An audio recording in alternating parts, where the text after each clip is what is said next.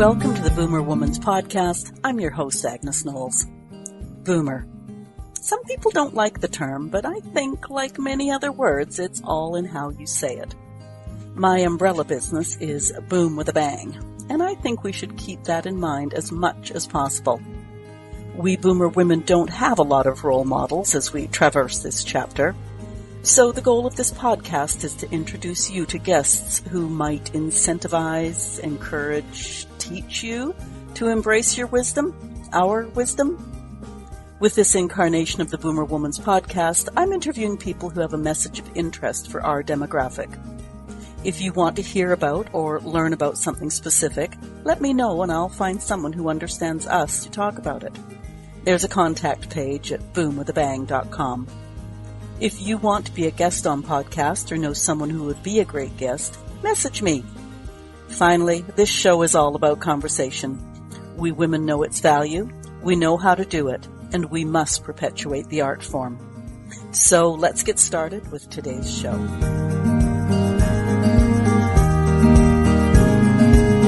Welcome to the Boomer Woman's Podcast. I'm your host, Agnes Knowles. I'm still saying that carefully as this new branding isn't rolling off the tongue yet. We used to be two Boomer women, but Boomer 2 moved on a long time ago. And over the last 2 years, I've chatted with Boomer women, Boomer men, other generations of both women and men. It was time to rename, and here we are, a new year, and we're the podcast for Boomer women, officially the Boomer Woman's Podcast. Today's guest has his own podcast called Inspired Money, which is cool. But he has another story that interested me. Many of we mid-agers are looking at our next act, but maybe feeling a little apprehensive about changing lanes, trying something new, especially in front of others. Andy started playing acoustic guitar at home, but put him in front of other people, and he had dreadful stage fright. That was then, and this is now. How does the Kennedy Center in D.C. and playing guitar for Christie Brinkley sound in terms of overcoming stage fright? I'm looking forward to this story. Andy Wang, welcome to the Boomer Woman's Podcast. Thank you so much, Agnes. It's my pleasure since I am neither a woman nor a boomer. There you go. Now, I don't want to discount your financial talents. Tell us about the professional Andrew Wang, please. Okay, sure. I'm a financial advisor by occupation and have been doing that for almost 25 years. For me, it's a family business. I am part owner of Runnymede Capital Management, founded by my father, and I work with my brother, Chris. So it's like the old days when you had father and sons, you know, it's like Johnson and Sons, painters or hardware. Wang, father and sons, we all have backgrounds in research and portfolio management. So we work with clients to help do retirement planning and managing their investment portfolios aligned with their objectives so that clients can enjoy their retirement. Okay.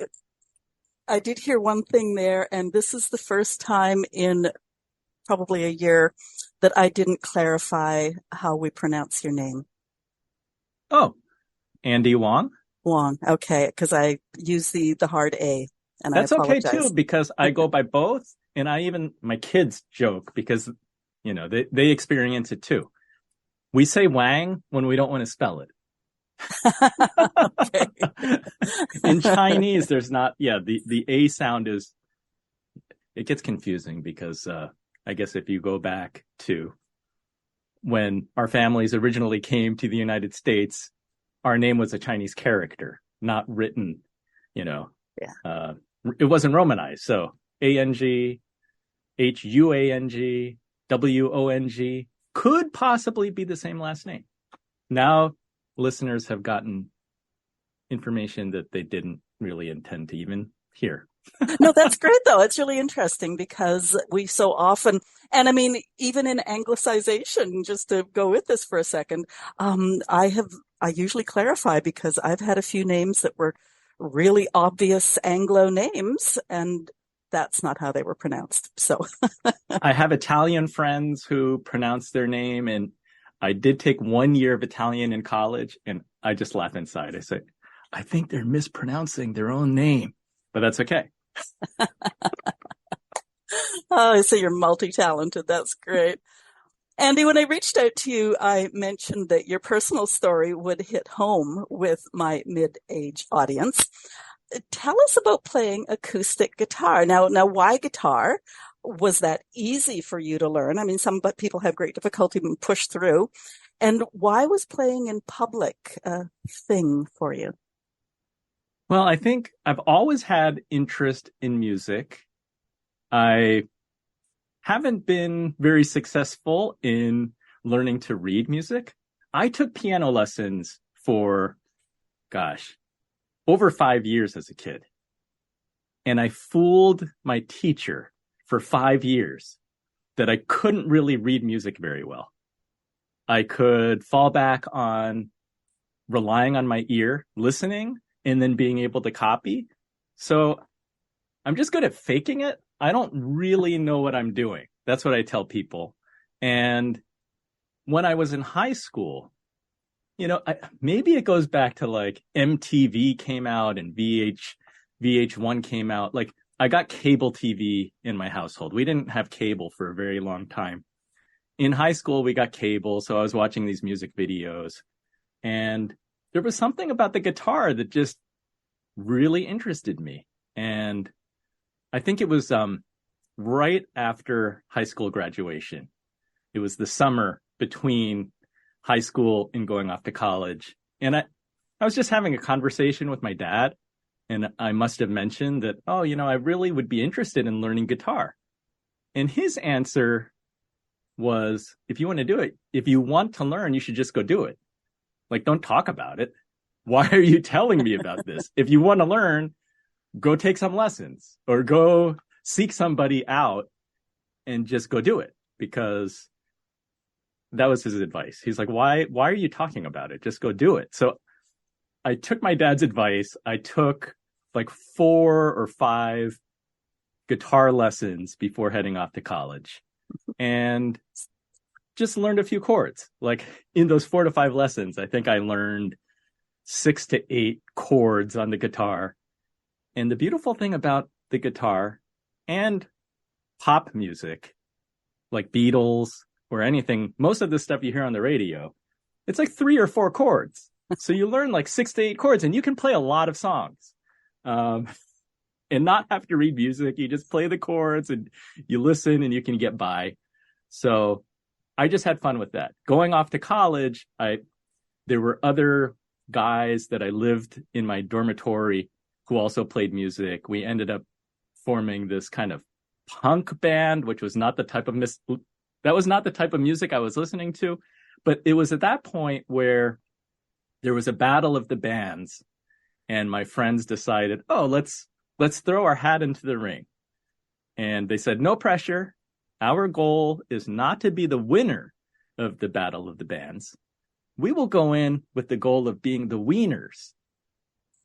And I think that was because, none of us were like fantastic at our instruments. I had only been playing guitar for like 2 months. But this was great, right? Because it's like, that was not going to stop us. We were just there to have fun. And that's what all my buddies meant by we're going to be the wieners, not the winners. We're just going to go enjoy ourselves and not care what the judges say. But I did notice that when I got up on stage, I was pretty nervous. I think that playing in my dorm room was fine. And then years later, after graduating, playing Hawaiian music, which I really fell in love with Hawaiian music. My wife was born and raised in Hawaii. And through visiting her and her family, I became exposed to Hawaiian culture, Hawaiian music, and I love this folk style of guitar, and I wanted to learn it. But I would do great sitting in my living room playing for myself. But if I had to play in front of people, my hands would shake, my heart would race. It's bad. Like I'd feel sick to my stomach, and it was not fun. Could you play in front of your wife? Interesting. Yes. I think I could play in front of my wife, but it's funny when you're learning an instrument, they say that don't play in front of your spouse because you have to play the same song over and over and over again. And you're going to make your family not enjoy your music. The reason I asked is in 17 years of marriage, my former husband, I think I caught him off guard one time and I heard him playing. He wouldn't play in front of me. And I will go back to the Beatles, etc. In high school. I picked up a guitar, I learned one chord, and I played just about an entire Beatles song. There you go. That's why it's fun, right? And Hawaiian music has the ukulele, and that's just such a happy instrument and super portable, and little kids can play it, adults can play it. So sometimes I play that, and it's a lot of fun too. So why did you want to play in public? I didn't want to play in public, especially just given how it made me feel. It's not dissimilar to when I drink alcohol. A lot of Asians lack an enzyme in processing alcohol. Alcohol doesn't make me feel very good. So I don't really drink. That's kind of how I felt about playing music in front of people too, because I'm looking at the way my body's reacting, and it didn't feel good. So that was not encouraging me to go play in front of people. What happened was so few people play Hawaiian music. I graduated from punk in college to instantly, I felt like I graduated to being middle-aged immediately, because I was living in an apartment with my now wife in Boston. And it's not conducive to plugging in an electric guitar into an amplifier when you're in an apartment. Your neighbors do not appreciate that. And also, I think that when you're playing by yourself, acoustic guitar was just more relaxing and more fun. And I ended up starting to get invited to play at different events because there were not a lot of Hawaiian musicians on the East Coast. So when people found out, oh, you play Hawaiian music, can you play at my wedding? It started with my cousin's wedding because he said, we're looking for entertainment for our cocktail hour. Will you play music? And I wasn't going to turn that down, even though I knew that I wasn't going to really enjoy it. I would say that it's a gradual move in that cocktail music's great because people are focused on chatting with whoever they're with and enjoying cocktails. They're not really listening to you. So some of the pressure is off. Another event, what happened was that a very good friend of mine who I played Hawaiian music with for about 5 years when he was in the New York area. He's from Hawaii. He's a much better musician than me. So that's another tip. If you're gonna do something that scares you, do it with somebody who's better than you, because that person provides a very, very good crutch of support. I could be panicked out of my mind, but my buddy Darren was such a great musician that maybe I could hide behind him a little bit. So it really came down to, I unexpectedly was finding myself being invited to perform. Like I said, somebody's wedding, which still blows my mind that somebody would invite me into something that's so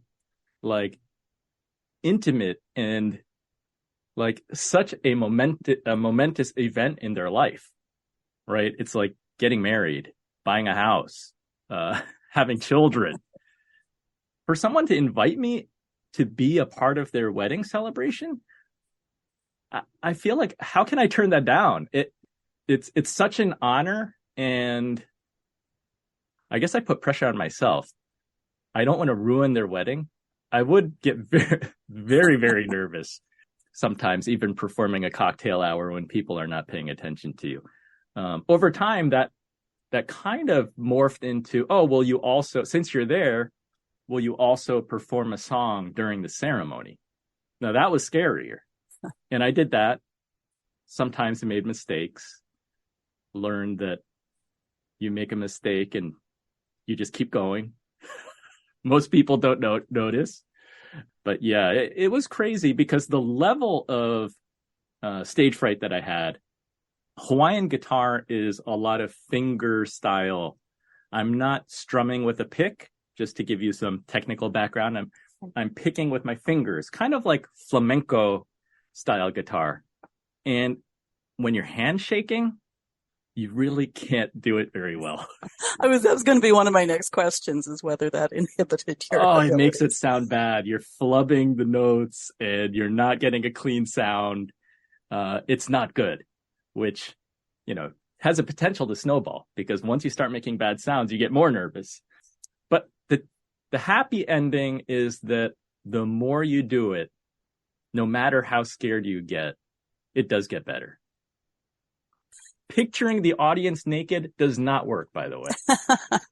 But repetition and I guess having the idea that you're there to share your music with a group of people who want to see you succeed.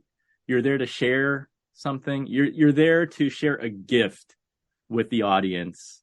You're not there to be scared and panicked. That and repetition helped a lot.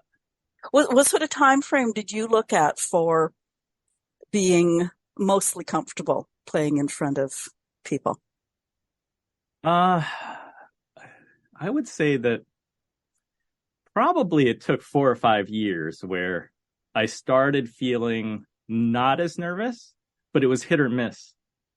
Sometimes I think if I started overthinking, the nerves would kind of kick in, even though I knew I have experience and I shouldn't be scared. And other times I'd play and, finish and say, wow, I really didn't feel the nerves that time. That was impressive. Now it's like, oh my gosh, it's like 15 years in and I might still get a little nervous, but I think that I have a control over it where it's not too bad. I don't find myself so panicked that it is impeding the performance. Never say never. But I was giving my son some advice this past weekend because my son plays cello and he's 12 years old. He had to play this short solo within a piece. He's in an orchestra and he was very nervous. I told him that the trick is you're nervous because you care, but you're trying to walk this fine line of caring, but not caring too much. So I'm like, in your mind, you have to keep telling yourself, it's like, I don't care. I don't care that much. But at the same time, you have to care enough that you prepared and you practiced and you are going to, put the best effort into the performance. But I think once you've done the preparation, there is a level of letting go and saying, I don't care that much, because then you're not going to self-sabotage yourself. Did you ever talk yourself out of a performance? Like, oh, this is just too big or too major or too important or something? No, I don't know what it is. Maybe I just like the challenge more than being, so fearful that I didn't want to do it. There's a quote from the comedian Tina Fey, "The fun is always on the other side of yes." And I love that phrase. So that's why when I do get invited or I'm asked to perform, sometimes people are paying me to perform. Most of the time I'm saying yes, because I want to try. I don't remember what year it was. This is many years ago, pretty early when I would really get panicked. There's a Hawaiian group called the Makaha Sons, and they were performing in New Hampshire. And the promoter of the show called me. I'm in New Jersey. He said, I'm bringing the Makaha Sons to New Hampshire, to my town, to perform. There's going to be a concert. I found your website. Would you come to New Hampshire and be the opening act? And I said, sure. I was really scared before having to go out on stage because I'm going out as a solo musician. It's just me and my guitar. And the Makaha Sons I look up to. It's this trio, like legendary trio from Hawaii. And I think the size of the occasion scared me. I just remembered before going out on stage, being backstage and just trying to like play a little bit. And at that moment, I felt like my fingers are okay. I wasn't shaking too badly. I'm like, the instrumental I'll be okay with. But my breath, like, I felt like I was going to hyperventilate. I'm like, I'm not sure if I can sing right now. And I was kind of singing and trying to see if air would come out. And I'm like, it doesn't sound great, but it's coming out. So I just have to just keep pushing. I think my performance was okay. It wasn't fantastic, but I've had many teachers from Hawaii. This is a folk tradition that, because of the Hawaiian people, not dissimilar from Native Americans or First Nation, indigenous cultures, they lost so much of their land and their culture. This style of guitar almost went extinct too, because there was a period of time where those who knew how to play just weren't playing it, weren't sharing it publicly.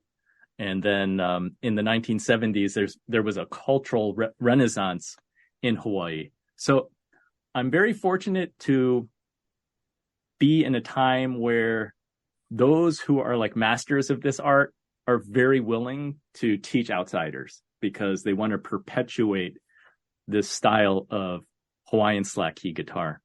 And I've had teachers that have welcomed me to their homes and taken me under their wing. And one in particular, George Kahumoku Jr., he's a 5-time Grammy winner. He gave me great advice. He said, if you get nervous on stage by yourself, he's like, you shouldn't get nervous, because I'm right up there with you. And all my teachers are up there with you. We're all there to support you. So you're never by yourself. And that thought still I carry with me. That's great. Yeah, because, all the wisdom of all those people is entered somehow, somewhere. It just has to translate onto the fingers. That's great. Okay, so the obvious question is here. You go from butterflies at your cousin's wedding to the Kennedy Center. That's a leap. How did you get the Kennedy Center? Or was your cousin's wedding at the Kennedy Center? No. I just kept saying yes. It's just a series of there's a progression that I find myself playing at people's weddings or a corporate event. And then there is a hula group in the New York area. Their hula teacher is actually in Honolulu. But this is wild, because hula is this very ancient tradition, right? It's an indigenous style of dance used to really portray stories and interpret chants and the history, like early history of Hawaiian people, the legends, the mythology. And the crazy part is that they're teaching this ancient style of dance and this cultural practice, but they use distance learning.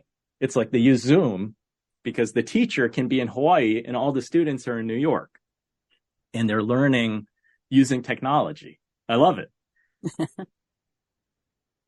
Through that association, because they wanted musicians in the New York area, and there aren't that many of us. So three of us, there are three of us who play music for this hula halau or hula school. In this hula school, the teacher in Honolulu is very well respected. She is a figure in the Hawaiian community. And there are times when they have performed at some pretty impressive venues. That includes Kennedy Center, Jacob's Pillow in Massachusetts. We did a little tour. And I would say that was scary, but I'm backing up dancers, so I'm kind of hiding in the back. But yeah, it was crazy to invite some friends and family who are in the DC area telling them that, oh, I'm going to be playing guitar for this group or performing. And they came out to see us. Just crazy adventures. Yeah, really unbelievable adventures over the years. But what I'm also hearing is your great respect for a tradition and the history, and it becomes important to you to do a good job for that. It's not about you anymore. It's about the tradition and the history of what you're playing. It's pretty crazy because, right, I'm a Chinese American who grew up on the East Coast. I did not grow up in Hawaii. It's my wife who grew up in Hawaii. I married into this. And probably 2 years ago, there was a hula practice in New York City at a dance studio. The hula teacher comes out to New York from Hawaii maybe 2-3 times a year, and she was there teaching.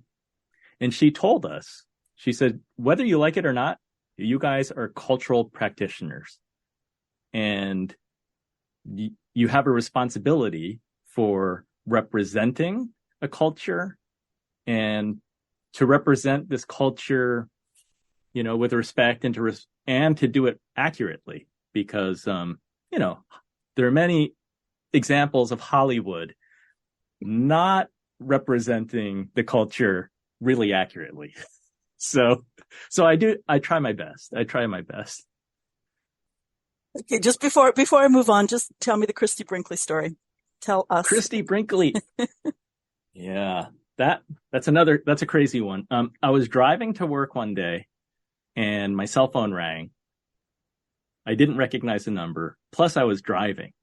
And right, when we see a number that we don't recognize, what are the chances you're going to answer? For some reason, I was curious and I answered.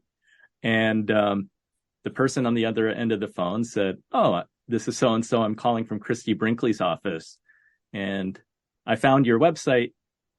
Do you play Hawaiian music? I said, yes. And they said, well, Christie is dedicating a tree out in Long Island in the memory of her parents. And we're wondering if you can come out to play Hawaiian music for her and her family and close friends as they do this dedication. It'll just be a very small event. 10 to 15 people will be there. And can you come out? Of course, I said yes. Of course you did. That's great. Drove out there. I would say Christie Brinkley.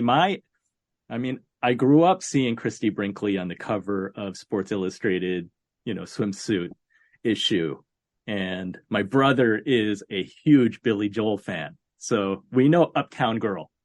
And I watched Vacation, right, with Chevy Chase. Like Christie Brinkley was it's just like I have all these like memories of Christie Brinkley is like this pop icon to me, a huge, like one of the original supermodels.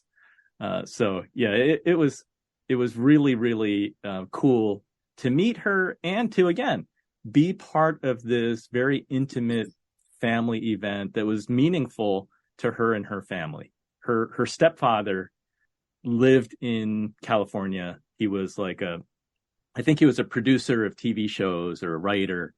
And she grew up going to Hawaii frequently because her stepdad split time between Hawaii and I think Beverly Hills. So for me to bring a piece of Hawaii to their family event was really special. And she was just super nice. I showed up to this park where they had just planted the tree that morning, and Christie arrived in her car. First thing she did was to come over to me. She's very approachable, very friendly, and came up to me and said, we really appreciate you being here. And, I just got to play some music while they shared some stories around this tree. And after they were done, this is just like a 20-30 minute event. She said, we're going to go have dinner across the street at an Italian restaurant. Do you want to join us? So I got to join the Brinkley family and friends for dinner. Alexa Ray Joel was there, and she has 3 children. It was really cool. Very, very cool. So when you write your memoir, it's going to be Andy Wang, My Life of Saying Yes. Yeah, I think so. I mean, the idea of all these things happening are like unbelievable, because I can truly say that when I was trying to learn this music, and it took me a long time, I would try to buy books. I have VHS tapes of like how to learn slack key guitar, then graduated to DVDs. I spent many years just sitting in my house, just trying to practice and learn like one song. And then eventually, met different musicians and they would teach me something. I would go to workshops, they'd teach me something. But I had no vision or plan to go outside of my living room. I was perfectly content just sitting inside and playing for myself. I mean, this is music that I enjoy listening to, and I get enjoyment from playing. It's just been this progression where being able to play, having a respect for the art and the culture, and to try to share that with other people, it's really opened my eyes to, the music isn't just for me. It's something that can be shared with others. And I love that music is this universal language, right? I don't know if you watch, what's it called? It's called something like Music for Change, something like that. I'm going to get the name wrong. But there's a YouTube channel where they just record musicians from all over the world.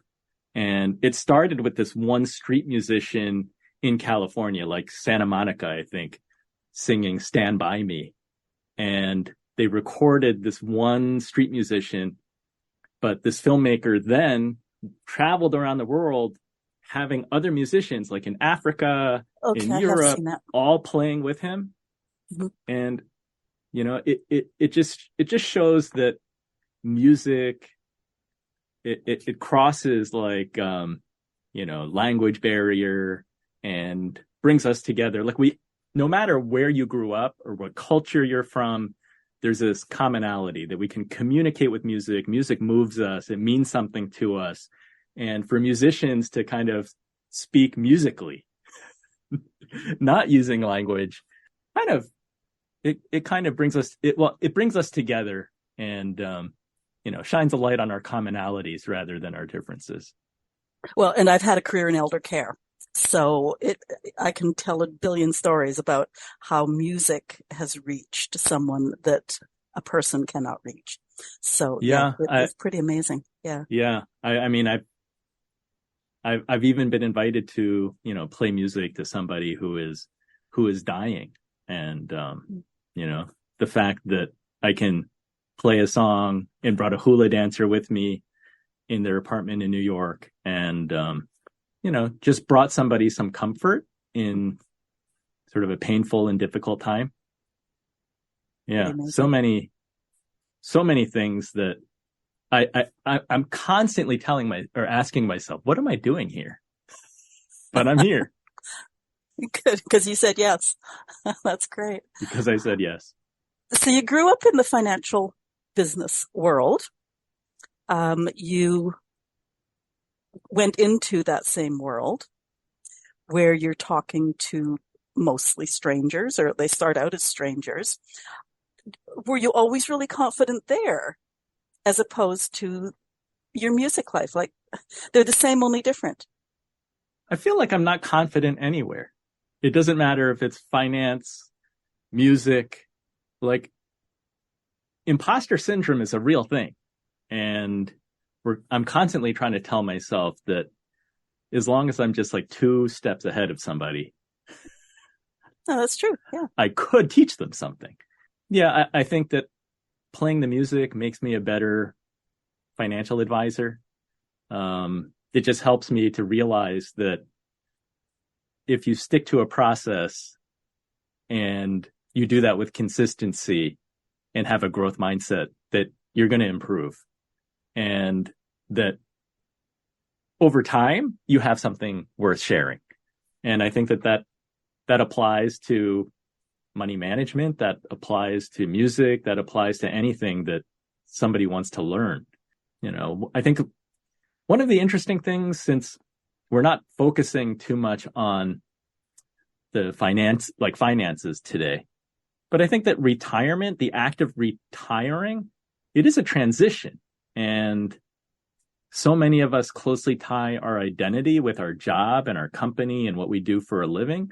It's a big adjustment to no longer be working. So if I tie together like my hobby with my job, there's often a need for people who are retiring. Like, you do need to ask yourself, what do you love to do?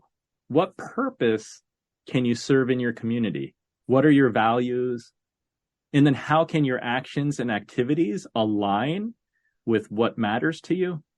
Because I've had clients who were able to retire early. I've talked to people who retired as young as 27 because they sold their business to a Fortune 500 company. And they tried to play golf every day and go fishing every day and found that they weren't happy. It just was not fulfilling. So I think that there's an important lesson there, to really take time to sit down and think, what are the things that matter to you?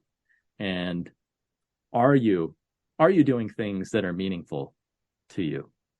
Money is one thing, but money is a tool.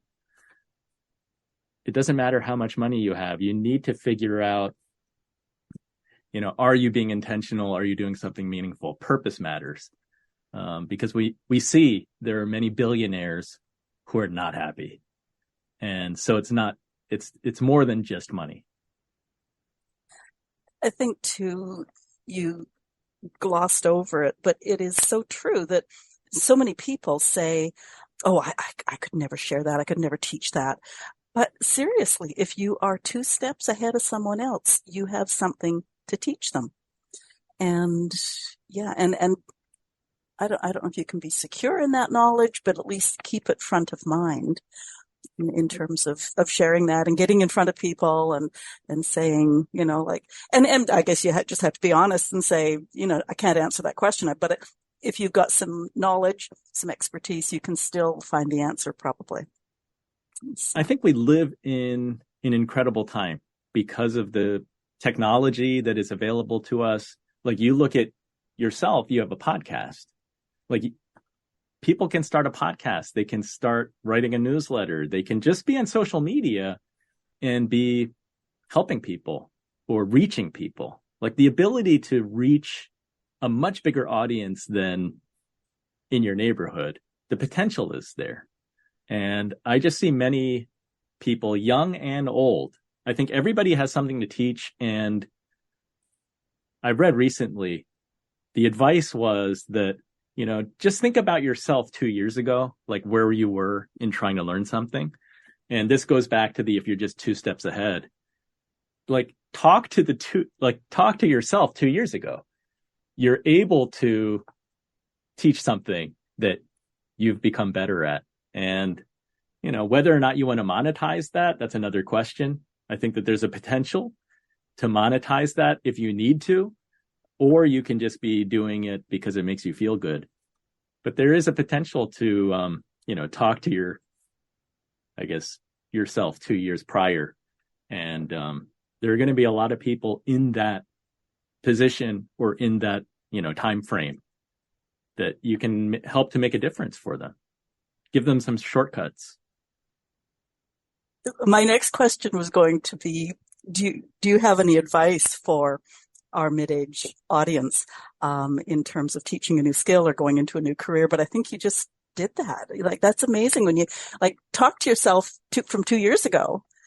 And boy, most of us, and especially, we're talking as we're coming out of this pandemic, so many of us have learned so many new skills in the last couple of years.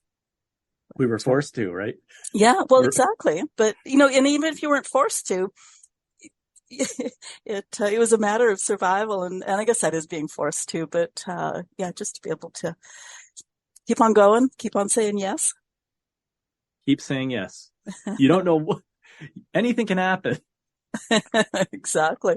I was going to ask you also, whether there's a point in time where, a person should get professional help to learn how to be a public speaker or play in public or whatever.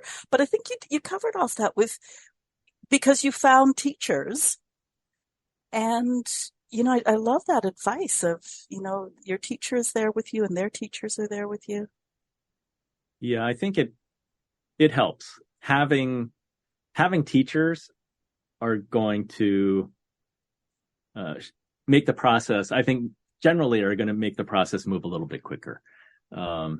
Several years ago, I got to perform as part of the Hawaiian slack key guitar tour on the East Coast. That was in New Jersey, New York, and in Virginia. And again, I was totally asking myself, what am I doing here? Because there were two guys from New Jersey and four performers from Hawaii. These guys are masters who are full-time musicians. I'm not. And I really was questioning, should I be here? But I think that there was one guy on that tour who was the best musician of any of us. He always played last. He closed the show. Like everybody, the slack key festival, 5, 6 performers, you play 15 minutes. Each person plays 15 minutes, and then everybody comes out at the end. This one guy, LT, he got 20 minutes. Everybody got 15. He got 20. He always went last because he was just a monster musician and a great performer. He could tell stories. He had the chops. He'd just play a song and, the audience, he has the audience's attention 100%. And the funny thing was that he would say from stage, he was actually from New Zealand. He's currently living in Hawaii. He plays a lot of Hawaiian music. And he'd say that, I didn't study with Hawaiian masters like many of the others. My master was YouTube. He's like, I watched all the YouTube videos and I learned to play guitar by watching all these teachers on YouTube. And I think that it helps to have somebody who's teaching you, but you can learn from books or even YouTube. It's possible. So yeah, there are just many resources. Having a teacher is going to help, but it's not essential. That's great. Now you've said on a couple of occasions today, somebody saw your website. Do you have a music website as well as your financial website? I do have a music website. It's andywongmusic.com.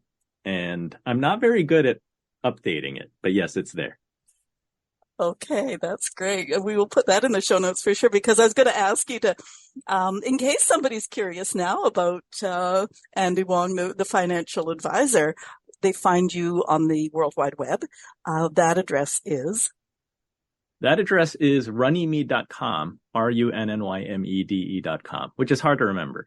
Go to inspiredmoney.fm. That will take you there, and that's easier.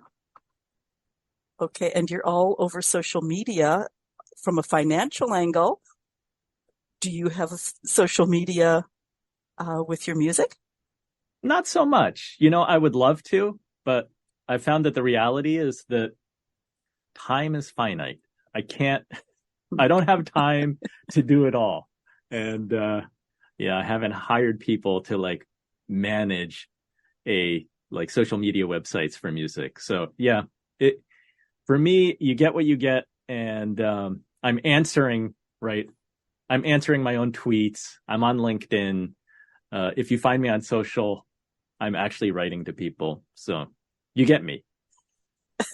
There's a sacrifice, but you get me.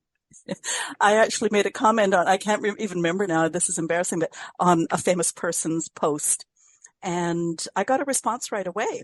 So I went to my own profile at Facebook and said, isn't it interesting that, even the famous people have enough people to answer promptly? And within 10 minutes, I had a response on my own page saying, I don't actually have people. That was me responding. And it was the famous person. So it's like, holy crikey. That is cool. So that's great. Is there a question I haven't asked you, the musician? Question you haven't asked me. Overcoming stage fright and just pushing through and saying yes. My favorite thing is to tell people to get outside of your comfort zone. It's hard to do. It's so much easier just to do what's comfortable. And for me, that would just be to stay at home. And part of me still wants to do that, right? Like, I am pretty happy just sitting at home. But we've seen with like blue zones and longevity, we're social creatures and we need to be engaged with people and to talk to people in our community. So many of these blue zone areas where people live like, to 100, it's proven that being close to family and community has a positive impact on longevity. And you probably saw, I saw a New York Times article recently. It talked about Gen X and boomers as they age. More people are living alone than ever before. I think the number was 26 million Americans 50 and older now live alone. And that's up from 15 million in the year 2000. So it just seems that the trend has been that people are living alone more. So I just encourage people to get out of your house. Sometimes, you have to push yourself because, and I'm talking to myself right now too, but, when I get invited to play and I say yes, it forces me to do it. And just time after time, I meet people that I would not have met otherwise, and just keep saying yes and keep pushing yourself. Get out of your comfort zone, because that is where the magic happens. So, yeah, I think that's just a really good way to sum it all up is say yes. You just don't know. You're going to have more good experiences than negative ones, I'm sure. One last question before we close. What is GameStop? What is GameStop? See, I do my research. I look around. I read things. The stores and the meme stock? I don't know. You tell me. I just saw GameStop. All right. So about a year ago, GameStop is a retail store where if you like video games, you would go there and buy your video games or video game consoles. And investors were pretty much writing off GameStop to be the next Blockbuster, because the idea is that games are like accessible over the internet or streaming. You don't need DVDs anymore. And therefore, GameStop, the store, was going to go extinct. I took a look at this and I said, it might go extinct, but it seemed like its demise was sort of premature in looking at the stock price, which was valued at about $20 at the time. And the reason why I looked at it, you really have time for a long story? Sure, let's go for it. Okay. During the pandemic, my brother and I, we had invested some client assets into Chewy being the online like pet food supply. And it was a great pandemic stock because people were getting pets. It's like the Amazon of pet food. We didn't realize that Amazon is not as strong in pet food and pet supply. So Chewy was like the premier brand. Founded by a pretty young guy, Ryan Cohen. Ryan Cohen ended up, leaving Chewy, and he started investing in GameStop. Like, he bought a 12 to 14% position in GameStop. And we were wondering, what does Ryan Cohen see in GameStop? So we took a look and we said, well, there were 2 game consoles that had come out. And historically, whenever new game consoles came out, it drove traffic to the stores. Revenues would go up. And when we looked at Wall Street's estimates, we're like, it doesn't look like they're giving any credit for these new game consoles. Like, even if there's a little bit of uptick in earnings and revenue, it seems like the stock should go up. So we bought some. We didn't know that it was going to become a meme stock that investors in different chat rooms online were just going to like talk up and buy, irregardless of company fundamentals or what was going on. So we bought some GameStop for our clients. The stock went from $20 to over $350. I don't remember what the highest price was, but we sold GameStop, and I've never seen anything like that in my career. I just laughed that sometimes it's better to be lucky than good.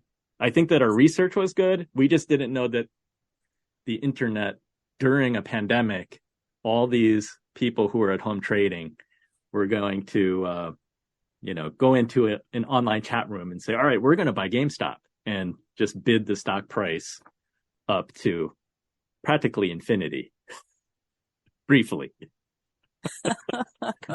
That's great. So a combination of being smart and then getting lucky. That's good. Lucky and smart is good. Yeah. And now we'll see what happens to GameStop. We don't know. Well, people are going to be watching it now, and I'll go tell my son-in-law to get on board. I'll say for the record, I do not own GameStop anymore, but I'm watching it just to see. I don't know if it will actually transition into a different type of company. I think there's potential there, but with sort of with cryptocurrencies crashing and NFTs sort of going out of favor for now, the company has its challenges, but we'll see what happens. Okay. I'm watching. And I'll put a little rider in there that was a 5-minute story. Do not go out and invest and then tell everybody that Andy told you to. Yeah, it's not a recommendation. It's not a high quality, steady growth name. It's definitely more speculative. Okay. And on that note, I've got a feeling there's going to be a lot of links in the show notes this time. And listeners, you know that the links are in the show notes on the podcast platforms and under Andy's bio at the bottom of the page if you're at the website. Thank you, Agnes. If you have thoughts on today's show, please talk to us. Leave comments where you're listening, or if you're listening at the Boomer Woman's podcast at boomwithabang.com, scroll to the bottom of the page and talk to us there. Leave stars and reviews where you can. They help us grow. For early access of upcoming episodes, there's a sign up under this conversation at Boom with a Bang. Now, I remember the paces I had to put myself through when I first started talking publicly. So many boomers are looking at doing something different, public facing, or maybe missing opportunities because of their stage fright. So share this episode with those people in your life, no matter what age they are. Andy Wang, thank you so much for sharing your fears and how you mostly overcame them with us today. Thank you so much. And if you're listening, please share this with a friend, because running a podcast is not easy, and Agnes works so hard to put together a really great show. So share it. Thank you. Good. Have a great rest of the week, Andy. Thank you. You too.